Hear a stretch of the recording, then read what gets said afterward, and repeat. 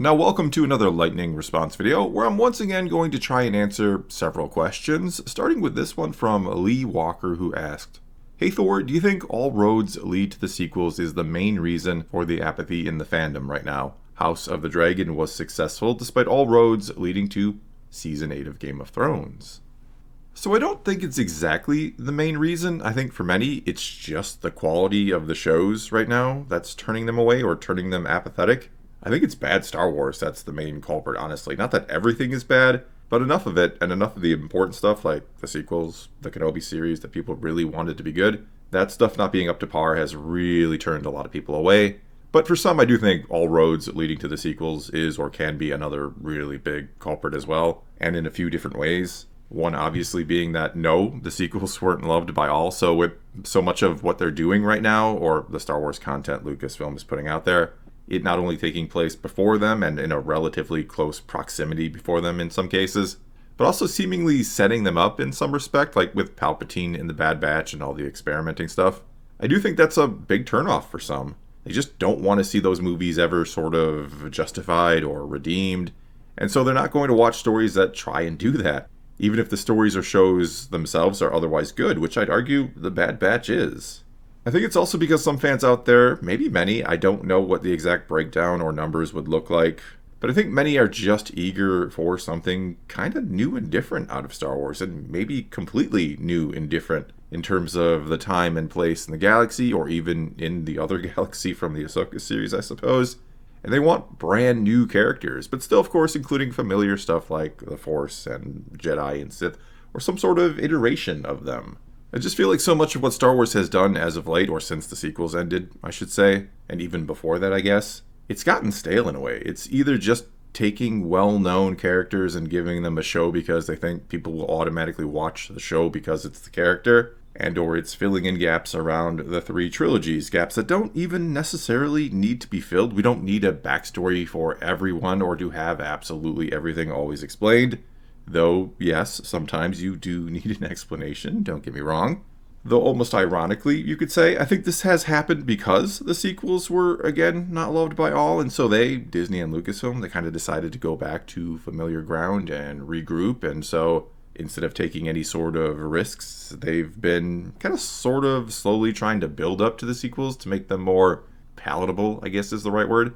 I think they look at how much the prequels are seemingly loved now in comparison to apparently being hated by so many back in the day, and they kind of hope something like that in time can happen with the sequels, though, as I've argued before, I don't really think that's going to be the case. But anyway, I think if the sequels had been more universally loved, shall we say, or enjoyed by a lot more people or fans, I think you would have seen Disney immediately kind of pivot into the post-sequel trilogy time period, in an effort to make Star Wars a bit more like Marvel, a bit more linear, you could say, where one story takes place after the next. And I just think that makes it a lot easier for most people, the more average, casual fan, the normie, whatever you want to call them.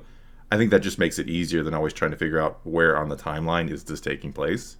I also think this is why things like Galaxy's Edge and the now shut down Star Cruiser were all based on the sequel trilogy time period. They thought, of course, it was going to be loved by all the fans, and that there would be a younger generation loving it all and eager for it all and begging their parents to go to somewhere like Galaxy's Edge. And I don't think that exactly happened. I actually think one of the biggest problems Disney has with Star Wars right now is that, no, I don't think they're capturing the younger generation. Certainly not in the way they did the original trilogy and the prequel trilogy. I don't know that there is this generation of fans growing up that are going to, sort of replace the current or older generations as time goes on. But anyway, I'm kind of getting off topic, so let's get back on topic with this question from Edwin, who asked, "Hey Thor, do you think that if Disney pushed a new Star Wars story some 300 years into the future with a new cast and only included throwaway lines about the past Star Wars stories, the original old fans would give it a chance? Or has Disney completely thrown them away?"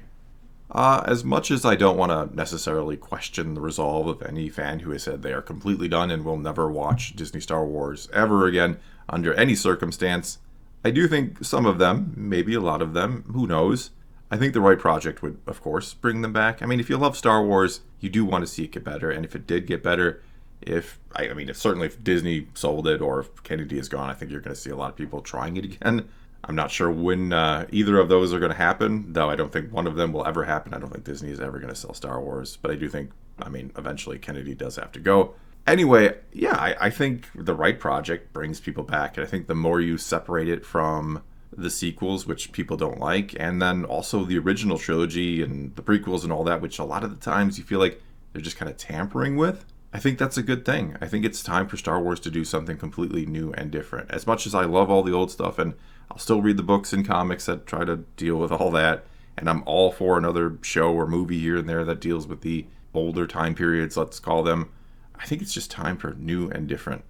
Alright, and moving on now, we have this question from Severitus, who asked, "Hey Thor, I sent you a lengthy question a couple weeks ago, but I'm going to truncate it to respond to your thoughts in this video. If we aren't going to give creators a chance to do something different from George Lucas, and instead just recycle the old stories over and over, how is Star Wars supposed to develop new and thought-provoking content? Personally, I would be fine if there were no new Star Wars after the first 6 movies, but since that's not the reality we live in, I would rather have a fresh take on the themes than have the old content recycled and with a fresh coat of paint. As much as I love the EU, it felt like KOTOR 2 was the only story that didn't recycle the existing narrative." I agree with you. I think there should be new and different. I think we should allow creators to get a little, creative from time to time, and that should be done by taking the story to new places and giving us, I don't necessarily want to say new iterations, but in a sense, new iterations. I think the problem I have with The Acolyte, which is kind of where the responses for this question is coming from, the video I did about The Acolyte. Anyway, the problem with The Acolyte is you're trying to recontextualize what is already there, right? You're trying to take George Lucas' Star Wars and say, no, this is actually what he was saying, or this is actually the reason the Jedi fell. And I'd be far more impressed with a creator who can go to a new time and place and plant their flag there instead of just taking what Lucas has already done and shredding it and tearing it down and planting their flag in his corpse, essentially. So yeah, I'm all for new things, but let's do actual new things. And that also doesn't mean I want completely new and different kind of themes entirely in Star Wars. I think you want to still hold that core of what Star Wars means about the selfless versus the selfish and dark versus light. I don't think you ever want to lose that, but there are certainly many new ways to examine that doesn't involve, as I keep saying, tearing down the old, but rather creating something new.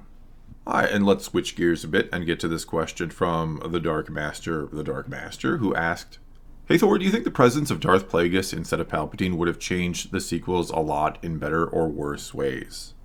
I think as long as you have a plan in place going into the sequels on how to bring Plagueis back, and you don't in any way diminish the end of Return of the Jedi, with Anakin being redeemed and fulfilling the prophecy to defeat the Sith or destroy the Sith and balance the Force and all that, yeah, I think Plagueis would have certainly made the sequels a lot better than Palpatine did. It really, though, again, kind of depends on how it's implemented, how you use it, and how it affects the rest of the story. But certainly there were ways, probably really interesting ways, especially if you include the Force Ghost of Anakin and all that, that you could bring Plagueis back and make this kind of feel like a complete trilogy more so. That you can tie it all the way back to that lovely little scene in Revenge of the Sith where we first learn about Plagueis, and we learn later on, no, he didn't actually die. He did learn how to cheat death, and now he too needs to be stopped. Might sound a little cheesy, but I think it certainly works better than somehow Palpatine returned. Okay, let's now move on to this question from Danny MD96, who asked, "Hey Thor, with the new season of Bad Batch, there is a new theory floating around that Palpatine from Episode 6 was actually a clone. What is your take on this? Would this fix the sequels, or would it completely make Anakin and Luke's journey insignificant?" That's a really, really bad theory. I think that just makes absolutely everything worse to imply he didn't even beat the real Palpatine. It's bad enough he comes back in the sequels because of, as I was just kind of talking about, you're kind of undoing the prophecy, you're kind of undoing Anakin's sacrifice, you're making that story feel lesser, and now to imply it was all just to get rid of one of his clones, yeah, that's not going to sit well with a lot of people, and I don't really know why people would even want this theory to come to pass. Sorry if you do, but I just think it's bad. It's just bad. Alright, and now on to this comment from Master Odywin, who asked, "Hey Thor, this show cannot muddy the waters of Jedi versus Sith." They're speaking of the Acolyte here. "Sith must be full of hate. That is what keeps them dark. This will take Star Wars down. What would be the point if you could identify with Sith?" Okay, so first of all, I absolutely agree that the Sith are full of hate. They are evil, they are the dark side, they are the bad guys. We should not try to justify them in stories. Though that said, in a manner of speaking, we should be able to identify with them. We should be able to see the darkness within ourselves, the potential for darkness at the very least. I again go back to that wonderful story arc in the Clone Wars in Season 6 with Yoda, recognizing the dark side within him and rejecting it. So when I say we should be able to identify them, I don't think that's probably the right way of putting it, but we should be able to recognize that we too could become Sith-like. We could become self-absorbed and full of hate and do terrible things if we are not vigilant of our own emotions. Not that we have to be completely Jedi-like when it comes to that, but certainly there is a lesson in Anakin's story we can all relate with, even though ultimately he becomes a Sith. He becomes the ultimate bad guy in the galaxy as Darth Vader. So anyway, yeah, in a way we should be able to kind of identify with the Sith, but I know what you're saying here. Alright, and moving on to our next comment. This one comes to us from Steph Sis, who asked, "Hey Thor, why are you disappointed with Thrawn in live action? I think Lars Mikkelsen is a great actor, and he did the character justice in Ahsoka, in my opinion. He's been gone for a long time, and yet he had a plan including the Night Sisters, and he put his opponents through various tests to learn more about them and his newfound undead army. Is it the acting, the writing of his character, or the fact that you think he is fat that you don't agree with?" I have zero problem with Lars Mikkelsen or the way he portrays the character. I think my biggest problem is the first appearance of him in live action. He has all the advantages, and yet he barely uses them to his advantage. It feels like he should have easily won given the circumstances, and instead, as I've kind of argued before, he kind of runs out the clock on his opponents. He doesn't really defeat them as much as he narrowly escapes in the end. And I really think I wanted to see Thrawn get a definitive victory in his first ever live action appearance, which is really, for a lot of people, his first ever appearance. This is their introduction to the character, and he just didn't feel like he was as intelligent as maybe he is in the books. Again, he wins by default. He wins because the heroes just couldn't get there quite in time to defeat him. Alright, and our final question then comes to us from Paul McSoul, who asked, "Hey Thor, have you tried the Dark Forces remaster? Curious what you think about it. I love it even without any Jedi lightsabers or the Force. I actually enjoy it more than the Galen Jedi games. Do you think remasters like this are a way for Disney to keep the EU fans engaged? Any thoughts would be appreciated. Have a great weekend." I have not tried it yet. I would like to at some point. I don't know when that point will be. I don't remember it too well from back in the day. I played it when it originally came out, and I remember enjoying it, but not much more than that, to be quite honest with you. It's been several decades at this point. But yeah, I want to play it again, and I do think it's nice that they do these remasters, not just for like EU fans, but for people who never would have known this game even existed or would have never tried it, because it is, again, it's a much older game. And I think there are a lot of great Star Wars games from back in the day, and that's one of those things I'd like to talk more about on the channel. I was gonna do some old school kind of game playthroughs and stuff. I wanted to start with the game Super Star Wars because I have not so fond memories of that game, and I really want to try it again. I was never able to beat it back in the day, and something tells me I'm not going to be able to beat it now. But anyway, for now, that is all I've got for you this time. It is now your turn to take to the comments below and tell me what you think of any of these answers I've given, or give answers to these questions yourself. Or you can always ask a question for a future lightning response video. All you got to do is start your comment off with "Hey Thor" and then ask away. But whatever you choose to do, leave those comments below. Let's talk some Star Wars. And until next time, thanks for watching.